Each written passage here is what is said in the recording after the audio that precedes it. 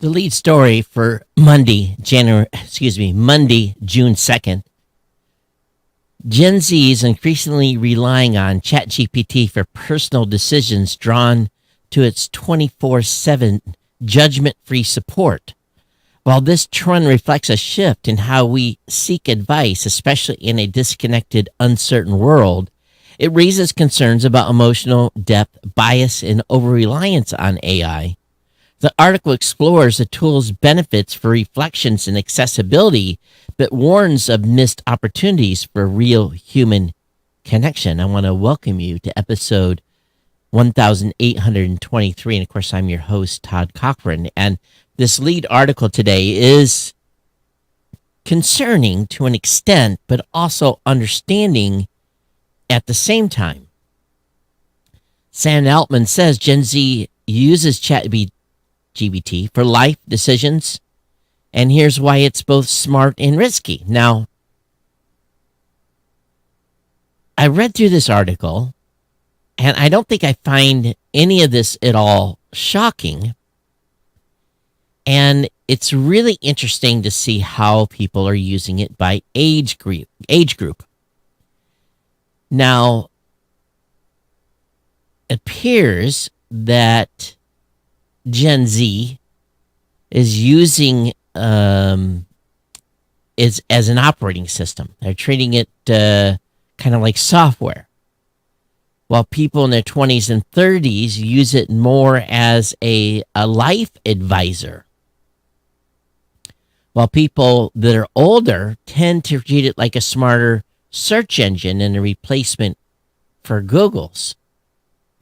Sam says, I'm in my late 30s and I see plenty of people in my millennial cohort doing exactly this, asking it to vibe check an email 1 minute, offer career advice and next, or decode a cryptic text for a date. So the big question is being asked, should we be using ChatGPT in this way as a sign of democratized support and or important self-reflection? Now, there's some positives. Is they don't judge, they don't interrupt, and they don't charge $100 and $150 an hour. For people without access to mentors, therapists, or career coaches, these are some interesting tools, especially if you think about it as a mentor or a career coach. When they looked into the rise of people using ChatGPT for therapy, accessibility was a consistent theme. Again, cheap and available 24/7 and crucially private. And the value isn't just in replacing a therapist or coach. Sometimes it's about having a space to think out loud.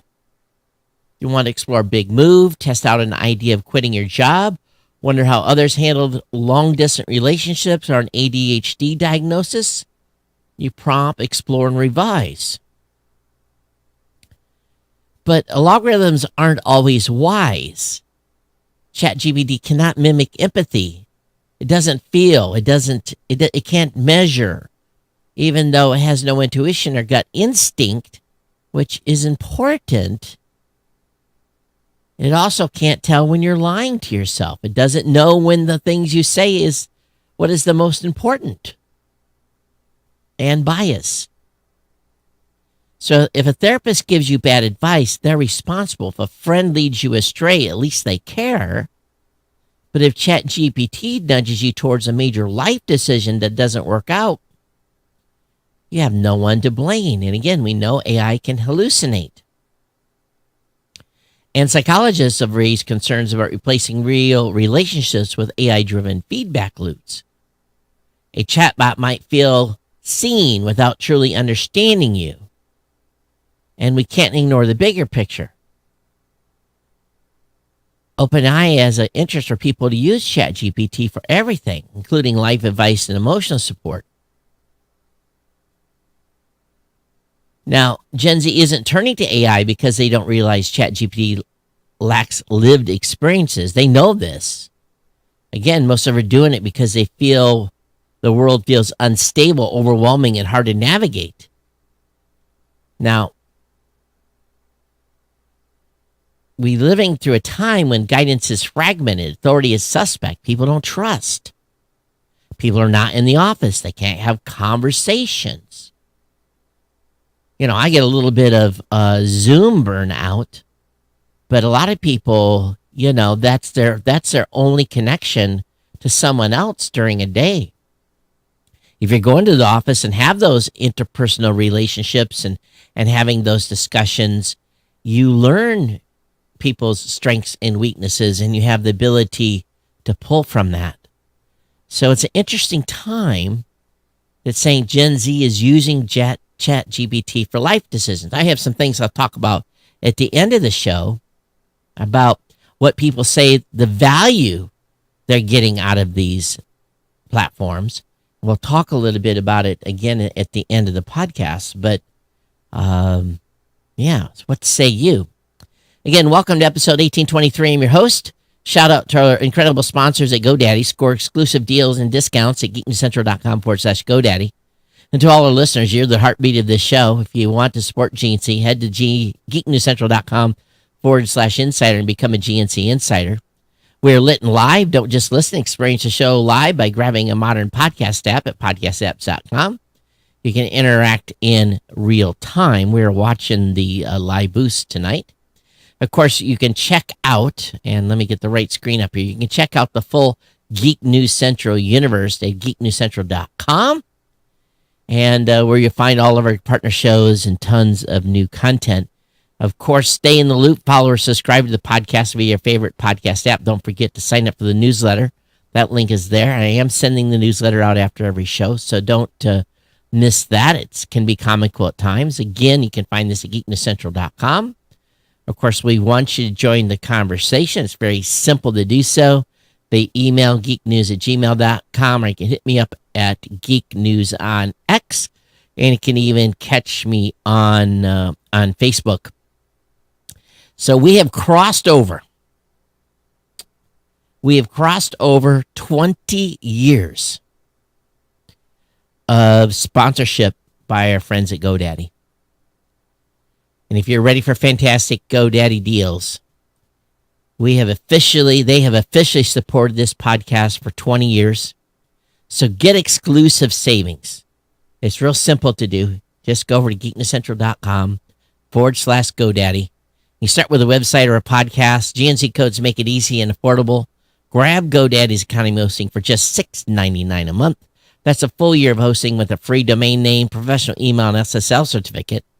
If you're interested in WordPress, which is my favorite, WordPress managed hosting is just $12.99 a month, which includes a free domain name, professional email, and SSL certificate. And of course, if you need a domain name only, you get yours for just $11.99. And if you want to really make it simple and you don't want to mess around too much, you can try GoDaddy Website Builder for 30 days.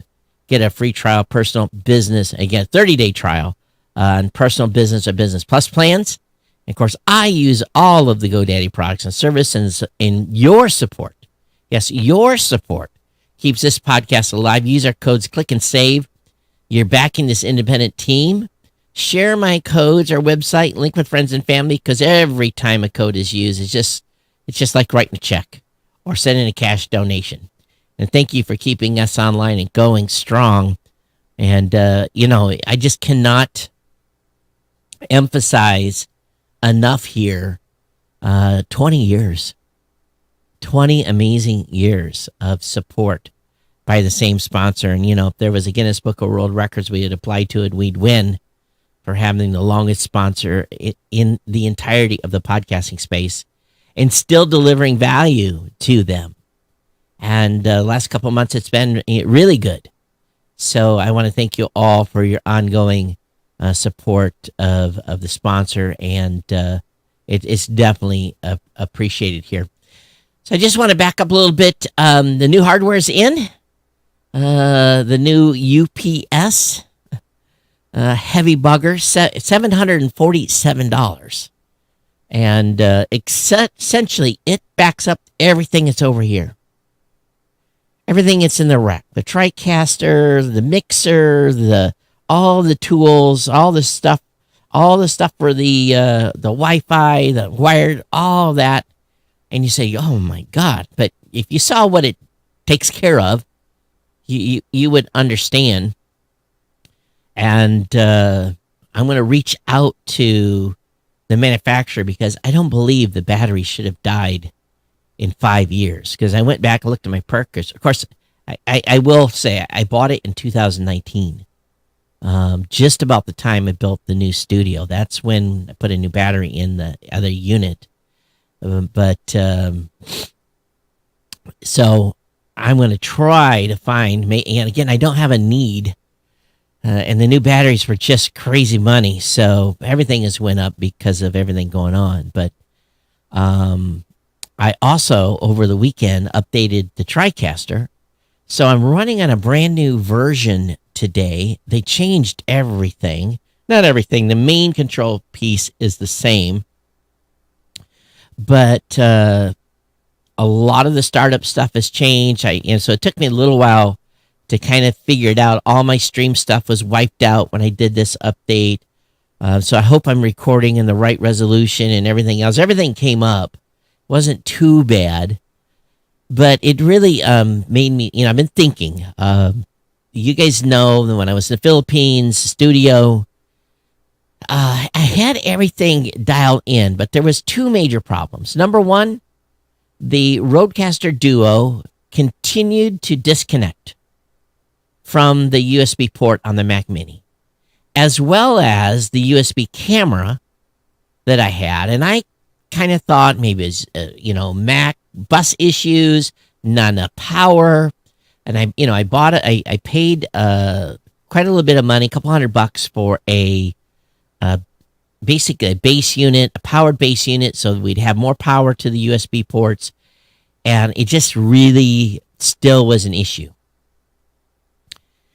And I'm really just kind of like scratching my head a little bit. And I really don't want, the thing is, I just want things to work. Because when stuff doesn't work, I waste time.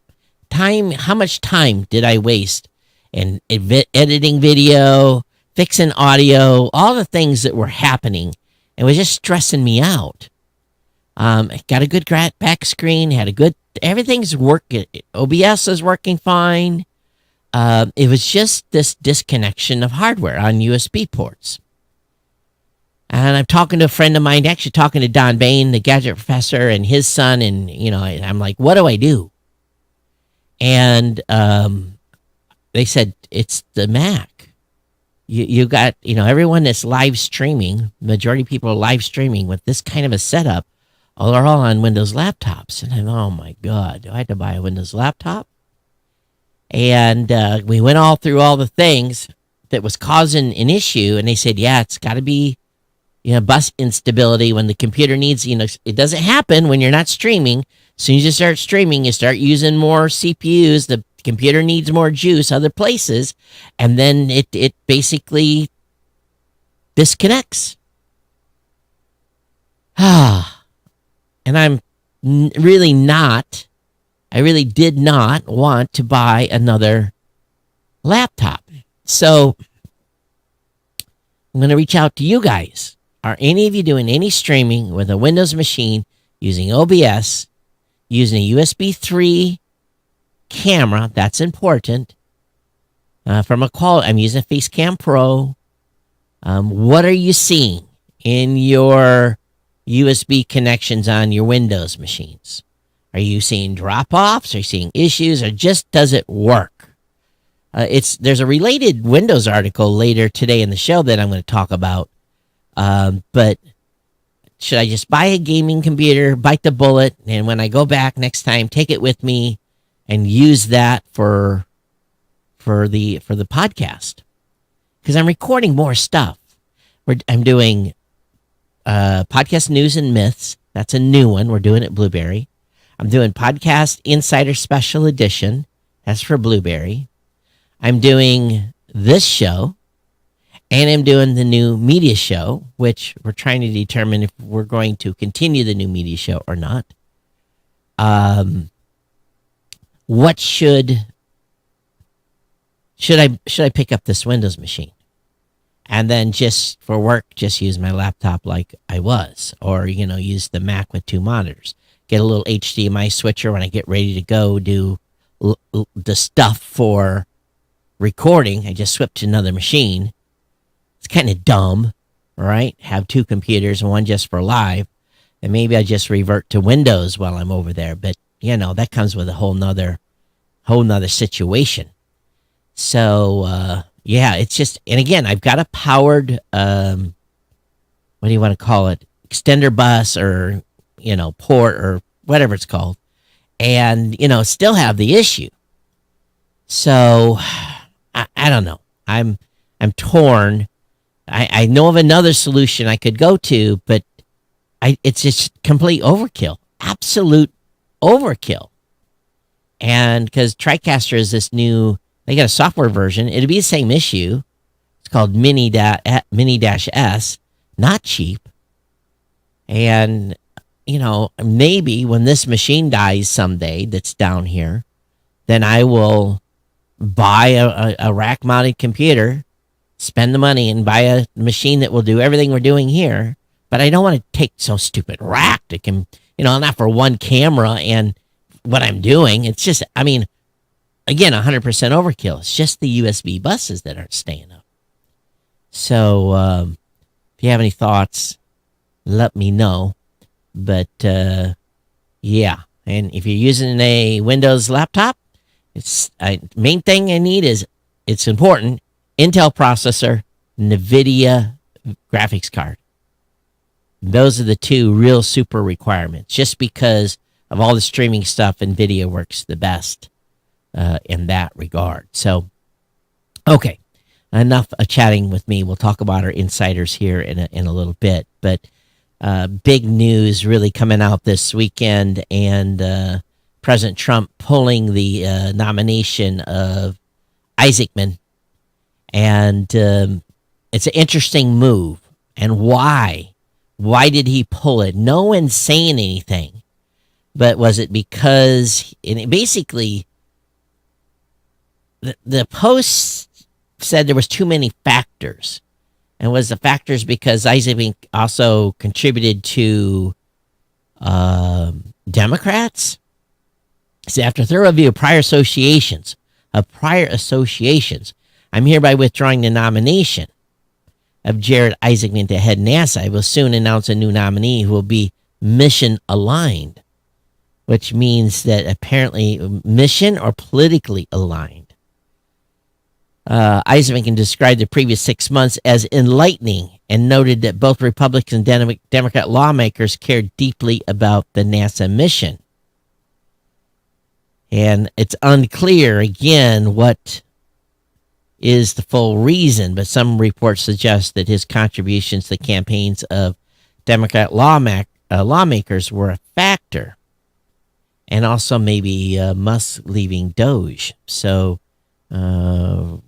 interesting. But, he would, in my opinion, he'd have been one of the best picks for the job, but that is not going to happen.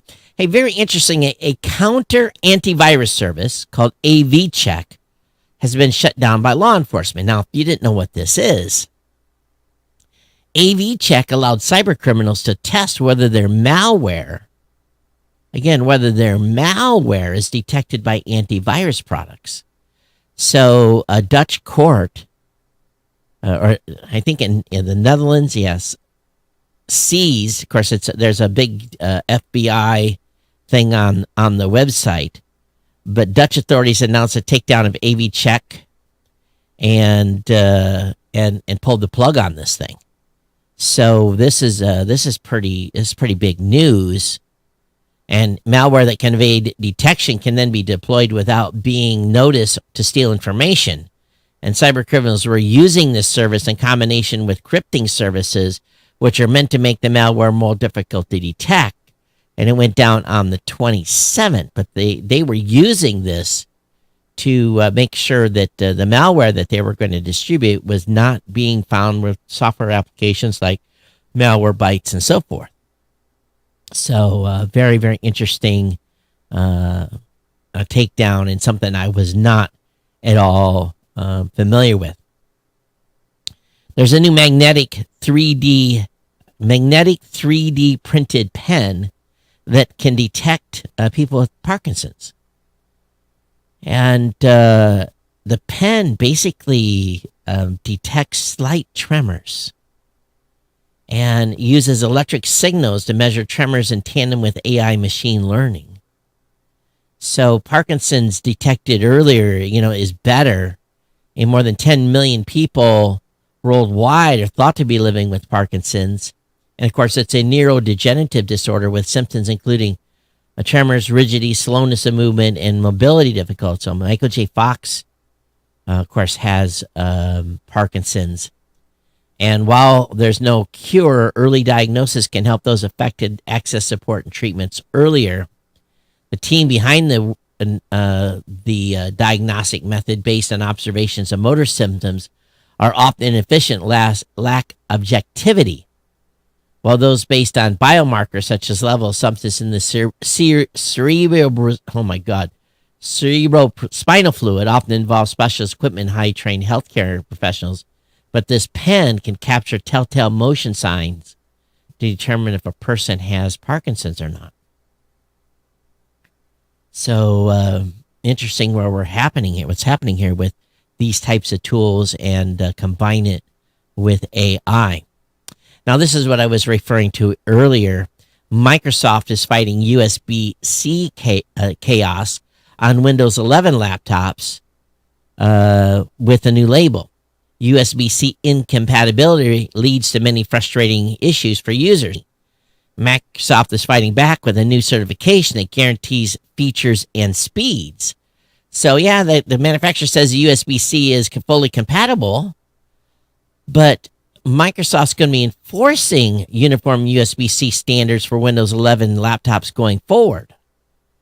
So I guess I'm going to have to do research when I'm thinking about buying another laptop to see how it supports USB-C. Up until now, PC manufacturers have been able to customize the performance of USB-C ports and didn't have to fully utilize the technical possibilities of the hardware. In other words, a little less power, a little less compatibility. And this happens sometimes when you take a USB-C cable and plug it in and nothing happens, and you change it out and all of a sudden it works. I was seeing that. So one of the things I'm going to be doing when I go back to the Philippines, I'm going to be taking 4 or 5 highly certified USB-C cables that are rated for the power and I'm sure I have them, but I'm just using this as an additional, make sure that I have the correct supported cables, because DisplayPort and Thunderbolt are also fully supported through USB-C. But again, many manufacturers haven't had to fully implement these specifications. For example, you connect a monitor to your computer via USB-C. You might use a random cable, but the monitor remains dark and, again, lacks USB-C standards. It's hard to troubleshoot the problem when this occurs. And they want to put an end to it. And they're coming up with a symbol that it's either 5, 10, or 20 gigabits per second compliant. It either can support greater than 4.5 watts or 7.5 watts, can support PC charging, can support a display port. So, and then there'll be stuff for USB 4 when that comes, talking about PCI Express and Thunderbolt 3 capability. And I think this is a great idea, especially considering everything I've been dealing with. So, how much trouble have you had with USB-C? USB 3, USB-C, however you want to replay to it. Keep an eye out. Gmail's new Material 3 expressive design is secretly hitting some inboxes. So it's basically a new way to cause text to kind of like stick out a little bit, more sharper and more colors. So be aware of that. That's coming. You'll see that update coming into your computers. Also, the Nothing Phone 3 has been leaked, reveals price and hints at Headphone 1 launch. So the Nothing Phone 3 expected in July with 12 gigs of RAM, 256 megs of storage, starting at about 850 euros. Nothing is reportedly launching Headphone 1, its first over-the-ear headphones, priced around 300 euros. So just be aware that that is forthcoming. Apple, non-surprisingly, has chosen to appeal. They filed appeal with the European Union, challenged the bloc's order requiring greater iOS interoperability with rival companies. The EU executive in March directed Apple to make its mobile operation more compatible with competitor apps, headphones, and virtual reality headsets. Apple contends the requirement threatens its seamless user experience while creating security risk. Of course, always that. Noting the companies have already requested access to sensitive user data, including notification, content, and complete Wi-Fi network histories. The company faces potential fine of its 10% worldwide annual revenue if found in violation of DMA interoperability rules to curb big tech market share. You know, you just have to trust the manufacturer of the stuff that you are buying. You need to make sure that you are putting in effect the, for better words, the, what's the word I'm looking here for? You know, maybe Apple needs an Apple certified program. Maybe that's what they need. So we have had a number of folks streaming sats, and I do appreciate the streaming sats that have been coming to the show. 10 sats a minute from Sinaloco, Sinalco. So some streaming sats that have come in from him. I definitely appreciate it from the last show, and then we had some sats come in for the new media show to cover that over there. I definitely appreciate those of you that are supporting the podcast. At the same time, we have some folks that are insiders have been supporting the show. We definitely appreciate Roger Nash, Richard Woodworth, Michael Pay, Kirk Corliss, Curtis Parrish, Mike Dell's World Studio, Christian Petre, and Gary Ebels for their $2, $11, $5, $5, $5, $2, $3, and $10 donations. So again, thank you so much for your ongoing support of the podcast by becoming an insider at geeknesscentral.com/insider. Now, you too can get in on the action at $2, $5, $10, $15, or $20 or $25 a month by going over to geeknesscentral.com/insider and supporting the podcast. And we definitely appreciate all of you that have done that. And for our insiders, absolutely thrilled to have you continue to support the show. Moving back into tech, the Google Pixel 10 phones reportedly launched on August 13th. So that's the expected arrival time thereabouts, with the phones showing up in and around the 20th. So if you are due for a renew, Google Pixel 10 coming to a store near you in a very, very short order. I can't believe it's already June. I really can't. I'm going to celebrate a birthday here in a few days, and my goodness, it's just like, really? Already that time of year? And another click up on the counter here. The Mac OS Tahoe is rumored to follow Sequoia, and includes a whole new look for Mac OS 16, or maybe what's going to be called Mac OS 26. And we will see what comes. We're going to see more during, the Apple event and so forth. But the rumor is Mac OS Tahoe will be the name. I hope it doesn't drive like a Chevy. For those of you the Chevy owners out there, I'm a bit of a Ford fan. Elon Musk is saying that XChat is rolling out to all, but questions remain about its alleged security. Of course, I wouldn't say, I'm sure that TechCrunch, they obviously have to throw a jab in here, right? Because they hate Elon now. So they have to have a headline here that is disparaging. So Elon announced a new version of X direct messaging feature, XChat rolling out with support for features like vanishing messages, encryption, and ability to share files alongside its audio and video calling support. Of course, this is not yet broadly available. Beta tests just began a few days ago. said the X team expects to bring XChat to all users sometime this week unless they encounter scaling issues during the rollout. He noted the updated version of XChat has been built on Rust with Bitcoin-style encryption. Well, Bitcoin's really not encrypted, which was brought up to many folks, but maybe he's talking about blockchain. In addition, he shared that XChat users can now make audio and video calls without a phone number across all platforms, kind of similar to WhatsApp. So no surprise there. Did you know you're just one molecule away from going to sleep or staying awake? Well, there is a study out from the Neuroscience News saying that one molecule is used to cause us to go to sleep and also to wake up. It's a brain switch. It's a single molecule dual role, FLP11. Both induces and ends sleep, and C. elegans by acting on different neurons. The receptor DMSR-1 is essentially interpreting FLP-11 sleep command. Did you know we were defined by a bunch of numbers of the human body? Now, those studied in worms, yes, in worms, this mechanism may reveal conserved sleep pathways across species, including humans.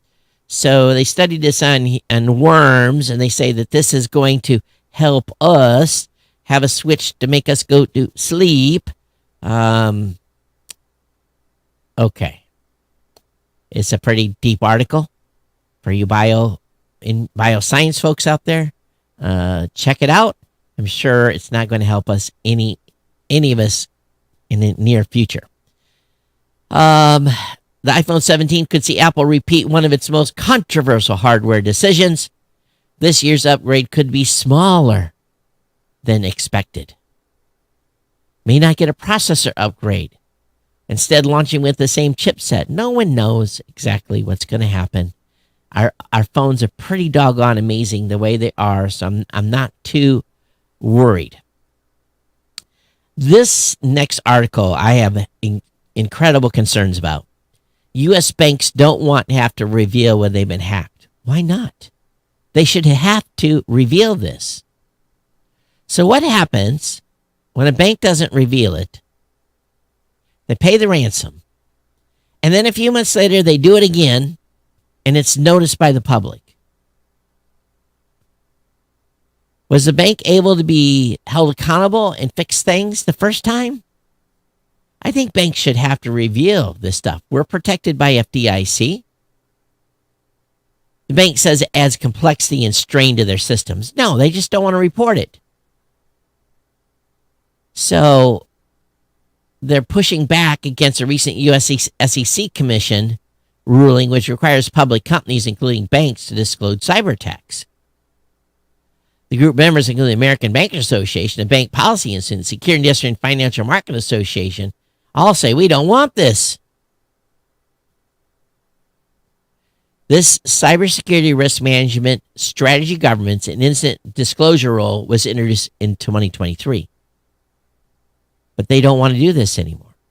They don't want to review. So I say tough. You're holding our money. You have to reveal this. You can't reveal it because this we will know. If you're hacked twice in a row, I'm going to take my money out of your bank. WhatsApp has just dropped support for older iPhones and Android phones. So pre-iOS 15 devices, you're not getting a WhatsApp update. WhatsApp will only work on devices running iOS 15 and Android 5.0 and above.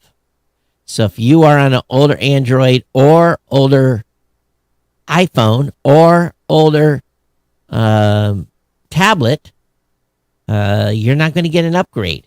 I don't know if your service is going to continue to work or if it just won't work.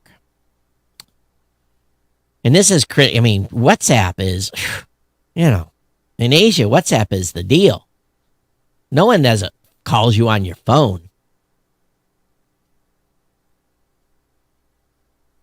They don't call you. They WhatsApp you. Or they ring you on Messenger. And they never call your phone. What's your WhatsApp? Which is your number, of course. And then they digital contact you on. That's how it works. No one dials a number overseas. It doesn't happen. Actually, when you find a business that doesn't have a WhatsApp, you say, how come you don't have a WhatsApp?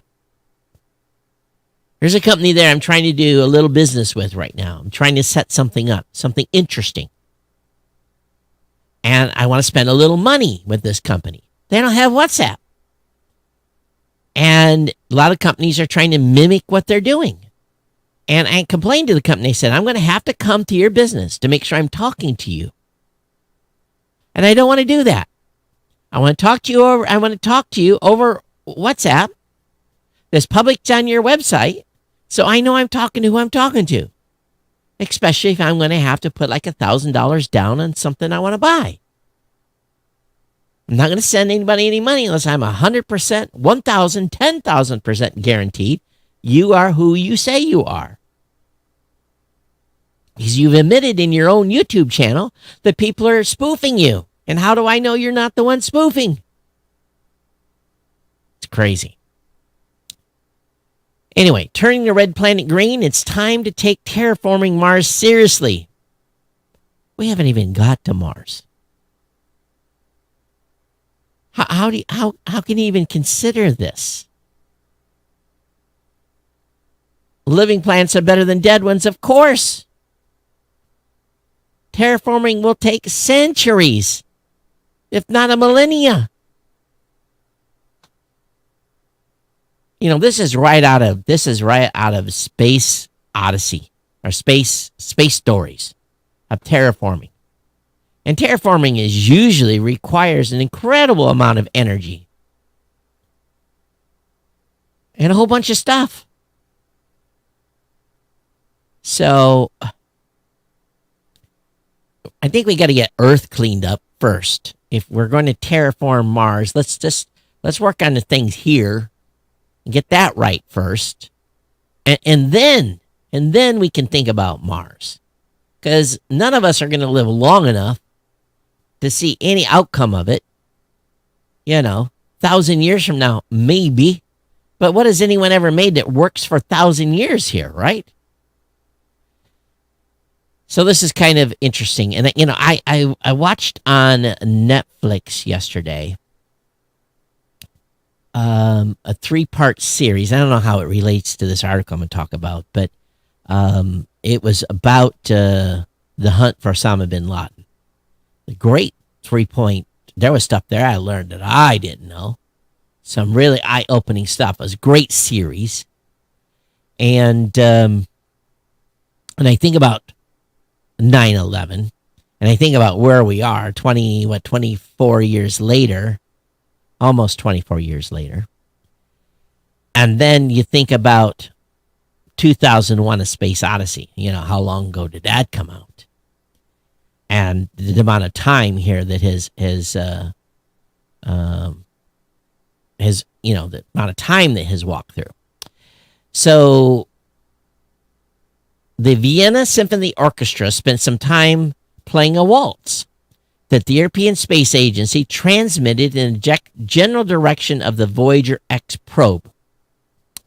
The aim of this project, named Waltz into Space, was to celebrate the 50th anniversary of ESA's founding and the 200th birthday of Austrian composer Johann Strauss. Readers may recall that Strauss' signature work, The Blue Danube, which I never knew what the name was, featured in the seminal sci-fi flick 2001: A Space Odyssey during the famous sequence in which a Pan Am spacecraft docks at a space station. If you don't remember that orchestra work, The Blue Danube, they've got a video on the website, and I took some time and definitely listened to it. It's pretty good. And so very, very cool that they did this. So just a little, thinking back, because again, I watched the 9/11 thing. 2001, I guess, is the reason that it kicked the memory here. But very, very interesting. I might have to watch A Space Odyssey again, 2001. And definitely, it's one of those you have to repeat every now and again. Samsung Wallet gets tapped to transfer in the United States. So they make sending money easier than ever in the U.S. region, back and forth from one another.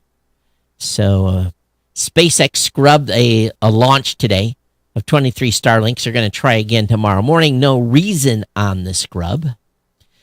So Kirk found a in the prep today. By the way, Kirk thanked me for reminding all of you he is looking for a job. And if you have a job for Kirk, please consider emailing me or emailing him direct pa@geeknewscentral.com. But he found this. I should also mention, if any of you are looking for IPTV, email me, geeknews@gmail.com. All right? Any of you are looking for IPTV service, let me know. I have a connection. Gothamist, look at this website. Now watch what happens when I scroll. You see what's happening? For those of you that are listening, at the very header, there's a bar that's going across the top of the website that shows you how far you've gotten into the article. I saw this. I thought, that's pretty cool. That's cooler than the article. Definitely a very interesting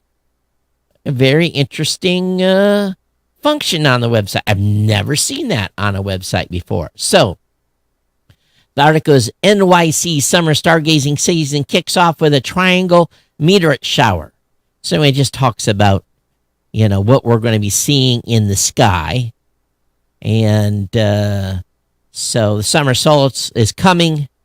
And but anyway, Gothamist, a nonprofit newsroom powered by WNYC. Interesting. A nonprofit newsroom powered by WNYC. Isn't that isn't WNYC a public radio station?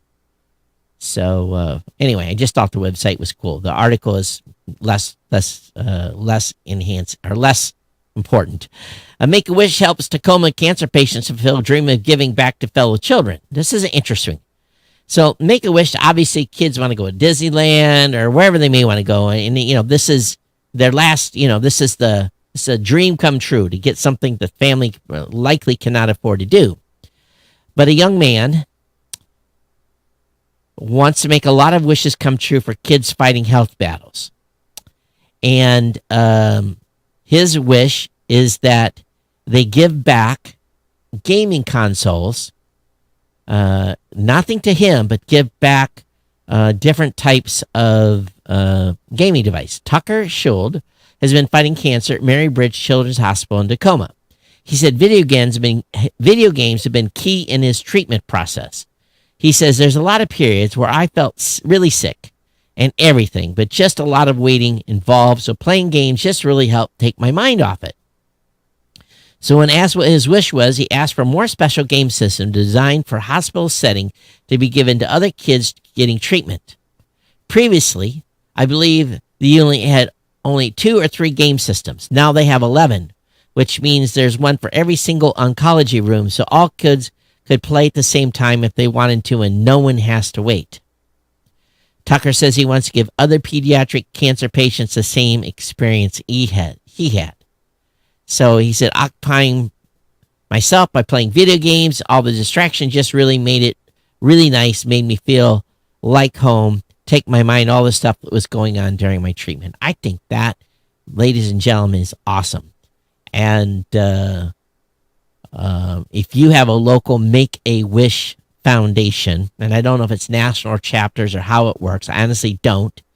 That sounds like something that is really something that would be a great donation. A new gaming system, handheld unit. Those of you the gamers know better than I do, but yeah, it really seems like that's something cool. So good on him for wanting to give back to other folks that were, all the children, teenagers getting treatment. The U.S. government is investigating a message impersonating Trump's chief of staff, Susie Wiles. Now, how does this happen? The government is investigating after elected official, business executives, and other prominent figures in recent weeks received messages from someone impersonating Susie Wiles. They breached the phone. They tried to impersonate her, Trump told reporters on Friday. A White House official confirmed the investigation Friday and said the White House takes cybersecurity of its staff seriously. The Wall Street Journal reported that senators, governors, business leaders, and others began receiving texts and phone calls from someone who seemed to have gained access to the contacts in Will's personal cell phone. The messages and calls were not coming from her number, but it targeted people that were in her contact list.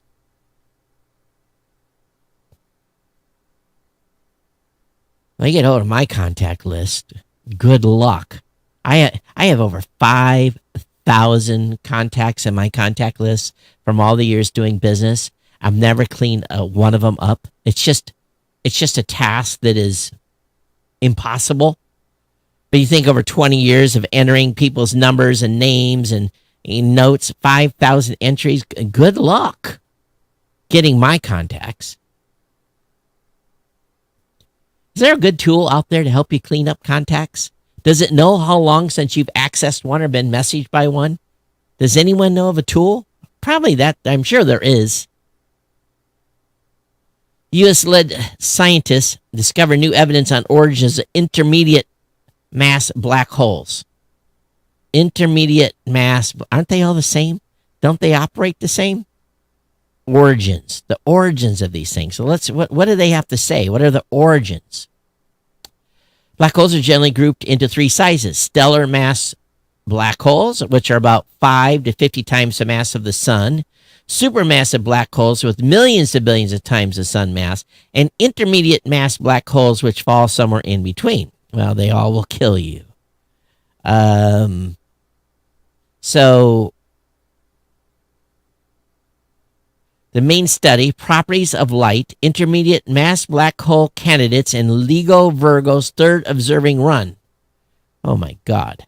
They found that the detected gravitational waves came from mergers of black holes weighing in between 100 and 300 times the mass of the sun. Pretty big. But according, space is almost nothing. But so Earth-based detections like LIGO can only catch a brief moment of the final collision of these lighter intermediate mass holes, make it hard to understand. So anyway, they're going to look at more of this. We know so little. We really do. We know so little of what's really going on out in space. We're trying to do it. Apple TV. Privacy advocates are, saying, what device should we use? And they're saying using Apple TV or an Apple account means giving Apple more data. Well, we forget. Apple is very privacy focused. They really, really are. So Ars Technica team went and took a look here. And he says, every time I write an article about escalating advertising tracking on today's TV, someone brings up the Apple TV. Among smart TVs, streaming sticks, and other streaming devices, Apple TVs are largely viewed as a safe haven. Just disconnect your TV from the internet and use an Apple TV box. That's the common guidance you'll hear from folks for those seeking the joys of streaming without giving up too much privacy. Based on our research and expert we've consulted, the device is pretty solid, as Apple TVs offer significantly more privacy than other streaming hardware providers. But how private are Apple TV boxes really? Apple TVs don't use automated content recognition, ACR, a user-tracked technology leveraged by nearly all smart TVs and stream device, but could that change? So Apple TV does limit tracking out of the box. So there's a pretty good this is a pretty good write-up. It's pretty long. Essentially, the end of the article, it really is one thing. Apple TVs are safer. Are safer to use than almost any other streaming stick. Meanwhile, in France charged 25 suspects in crypto abduction case. Of course, we had that happen here in the United States. 25 people, including 6 minors, were charged in Paris over a spat of kidnappings and attempted abductions in France's cryptocurrency world. 18 people have been placed in pretrial detention. 3 have requested deferred hearing, and 4 have been placed under judicial supervision, with suspects ranging between 16 and 23 years old. You brag about your crypto. Guess what? They kidnap you, have you enter your information, and steal your Bitcoin. That's what was going on in New Jersey. Someone was trying to steal someone's $500,000 in crypto. How much crypto do you have, Todd? None. I have Satoshis, but I don't get access to them. You have to be inside my house to get access to them. And good luck with that. Actually, even then, you have to know the password to my computers. You have to know a whole bunch of other stuff. Good luck. Salman Rushdie. Do you know who Salman Rushdie is? I have Salman Rushdie's book. The book that was written that had him on a... They were trying to kill him. And actually, he lost his eye because of that book. Salman Rushdie said that authors are safe from the threat of AI until the moment it can create a book that makes people laugh. Rushdie said he had never tried AI and liked to pretend it didn't exist. But the problem AI had was that it couldn't make up its own jokes. It has no sense of humor. You don't want to hear a joke told by ChatGPT. If there's a moment when there's a funny book written by ChatGPT, I think we're screwed.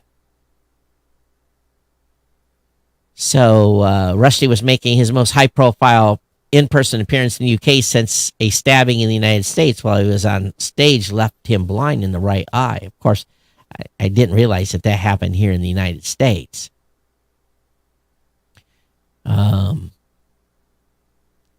They tried to kill him because of his book.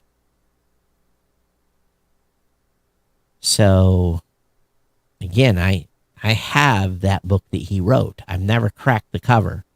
It's in its original format. Google plans to appeal the antitrust ruling against its search engine dominance here in the United States. The company argued the federal court's decision was wrong and would hurt consumers. Of course they're going to appeal. It's no surprise that they're going to appeal. They don't want to have to divest themselves of Chrome or whatever else is imposed.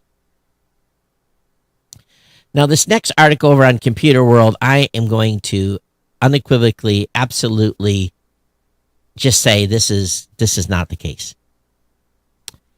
The title is AI Chatbots Deliver Minimal Productivity Gains. For most jobs, AI chatbots only save about 3% of work time with little impact on wages and overall economic benefit, according to a new study. Well, okay. Believe me, if you're a business owner and you believe this, then you will not be here in 10 years. Just the usage of a couple of times I've used ChatGPT for doing analysis on stuff, deep analysis on real data. And incredible. If I had, as a small business owner, if I had a data analysis team, in other words, a bunch of people that have undergraduate and graduate level data analysis skills,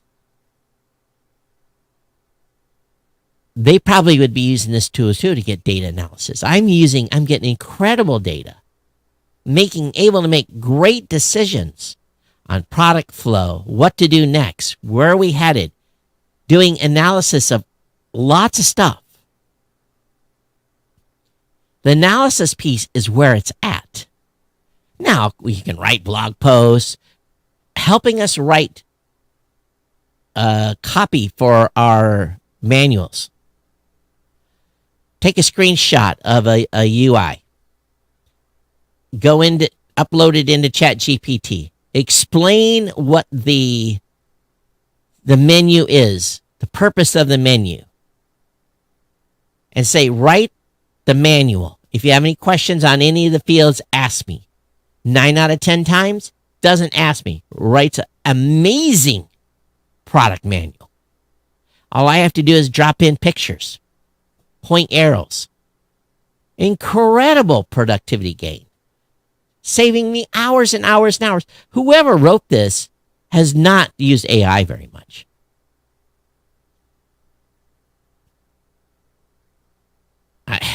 I just don't believe it. Productivity gains of 3 to 7%. I have emboldened my team. We are going to be an AI first company. In other words, we're going to use the AI tools to every possibility that we can. Used human subject matter experts to validate the data, review, cross-review, and put information out. It's been hugely effective. Hugely. And so effective that one of my team members decided that they didn't want to work 40 hours a week anymore. They wanted to cut hours back, spend more time with grandchildren, to do that kind of stuff. And I'm getting 40 hours of value of work in about 25 hours. That's how much value it's adding. At least 25 or 30%. So I don't believe any of this. They talk to people that were not using AI, that weren't leaning into it. That's the case here. 100% the case. So, I'll let you folks review it. But I